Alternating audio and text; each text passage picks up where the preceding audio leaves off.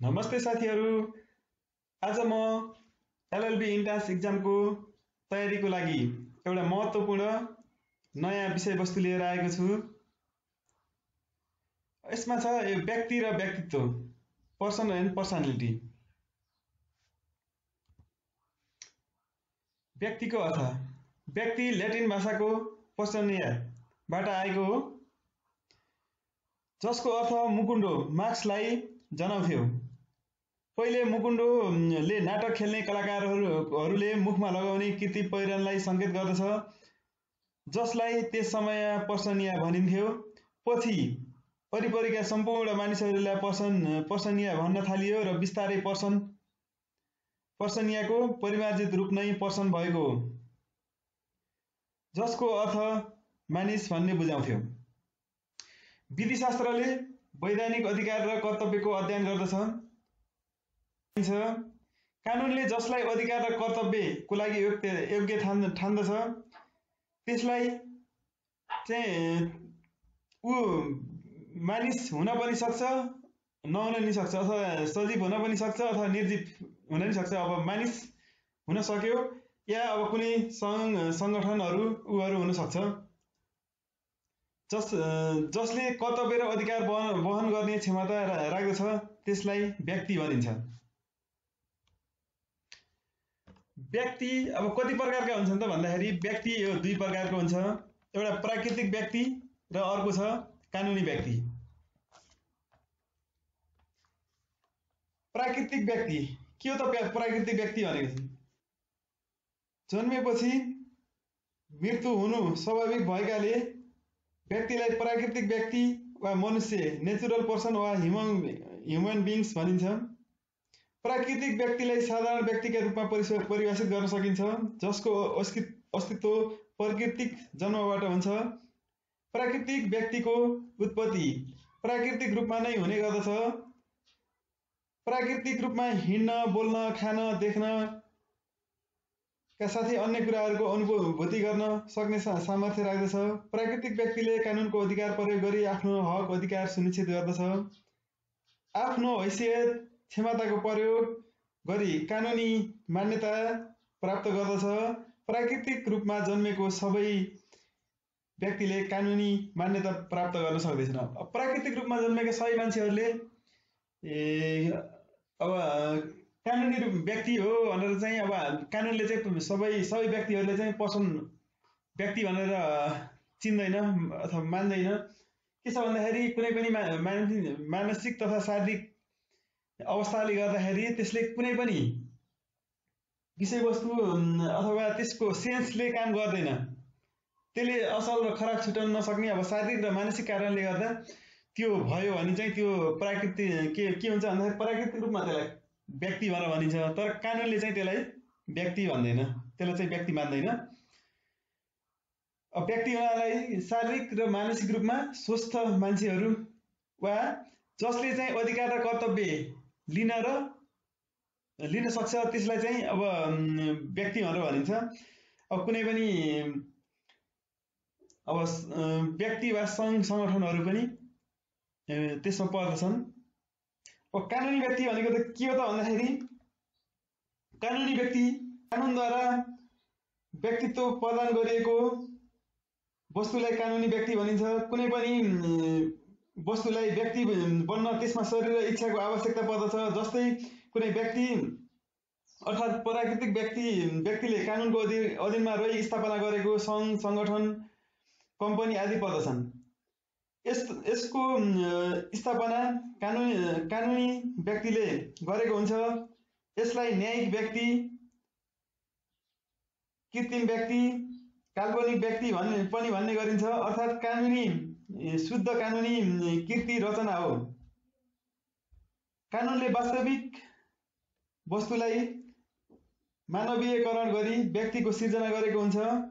यसले आफ्नो स्थापना पछि मात्रै कानुनी हैसियत प्राप्त गर्दछ।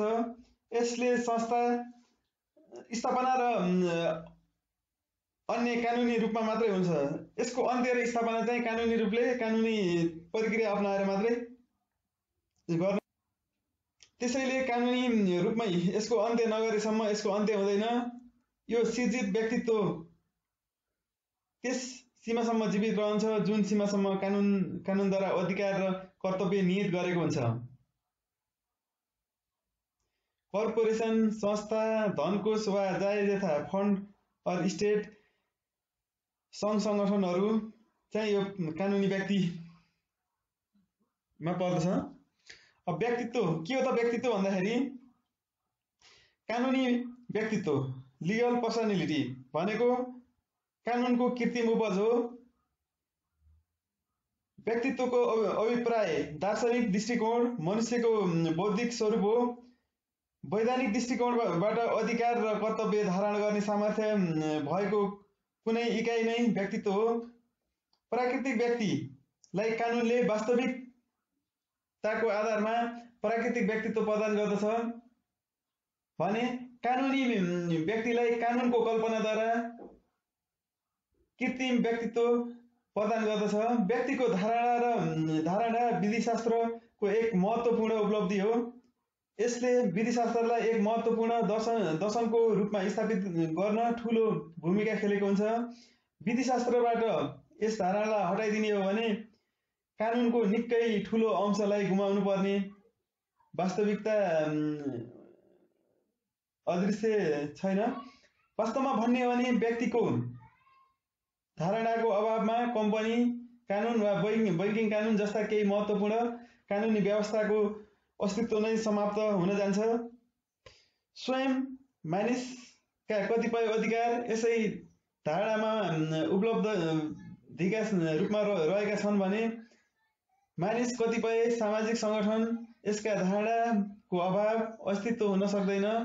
यी विविध कारणले गर्दा विधिशास्त्रमा व्यक्तित्वको अवधारणालाई व्यवस्था गर्न सकिँदैन। सालमानका अनुसार मनुष्यले अपेक्षाकृत व्यक्तित्वको साथै धेरै व्यापक छ।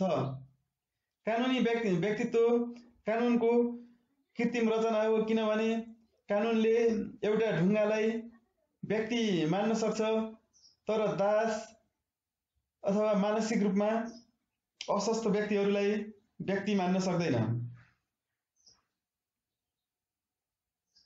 अब त्यस पछाडि छ अर्को टपिक छ कानुनी हैसियत। अब लिगल स्ट्याटस। अब कानुनले मृत व्यक्तिको कानुनी हैसियत के हुन्छ त भन्दाखेरि कुनै पनि व्यक्तिको मृत्युपछि उसको अधिकार र कर्तव्यको पनि अन्त्य भएको मानिन्छ। कानुनले मृत व्यक्तिलाई व्यक्तिको परिभाषाभित्र राखेको पाइँदैन। व्यक्तिको मृत्यु हुन बित्तिकै उसको कानुनी व्यक्तित्व अन्त्य हुन्छ तर मृत व्यक्तिको कानुनमा केही अधिकारको भने व्यवस्था गरेको पाइन्छ। मृत व्यक्ति मर्नुभन्दा पहिला नै मलाई अझ हुन्छ नि यो अन्तिम संस्कार अथवा रीतिरिवाज आफ्नो रीतिरिवाज अनुसार चाहिँ गर्नु भनेर अथवा उसले केही कुनै उहरू तोकेर यो तरिकाले गर्नु अथवा मेरो आफ्नो शरीरका अङ्गहरू दान गर्न चाहन्छ भनेर पहिला नै जीवित छँदै उसले चाहिँ त्यो लेखेको अथवा त्यो कसैलाई जाहेर गरेको थियो भने त्यस्तो व्यक्तिलाई सोही अनुसार गर्नुपर्छ। त्यस्तो अवस्था बाहेकको अवस्थामा चाहिँ प्रचलित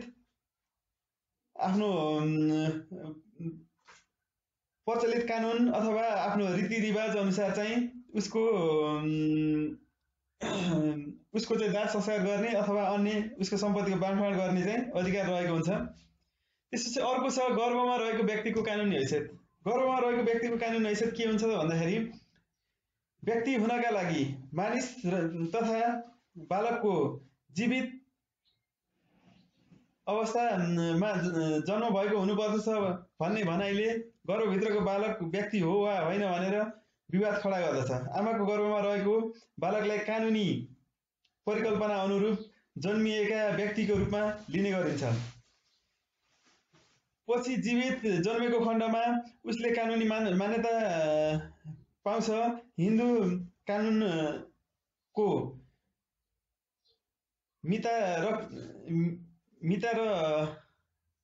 मिताक्षरा सम्प्रदायमा आमाको गर्भमा रहेको बालकले पैतृक सम्पत्तिमा आफ्नो अधिकार राख्दछ भनेर व्याख्या गरेको पाइन्छ।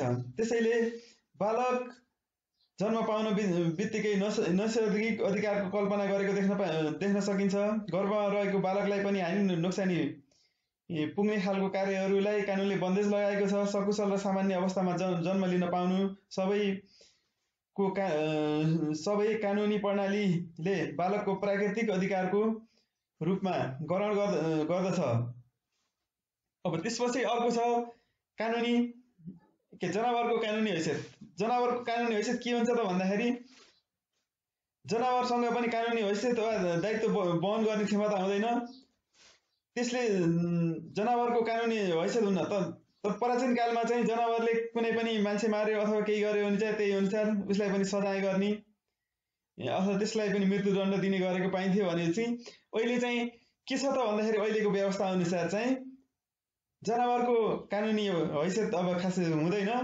यदि कुनै जनावरले कसैको केही नोक्सानी गर्यो केही क्षति पुर्यायो भने चाहिँ त्यसको चाहिँ असुल उपहर व्यक्तिबाट जो धनी हो जनावरहरूको धनी हो त्योसँगबाट चाहिँ असुल उपहर गर्ने गरिन्छ। अब आजको टपिक्समा तपाईहरुलाई कस्तो लाग्यो?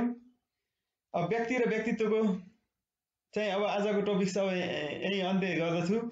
अब अन्य टपिक्सहरुमा पनि म पछि प्रस्तुत गर्नेछु। धन्यवाद।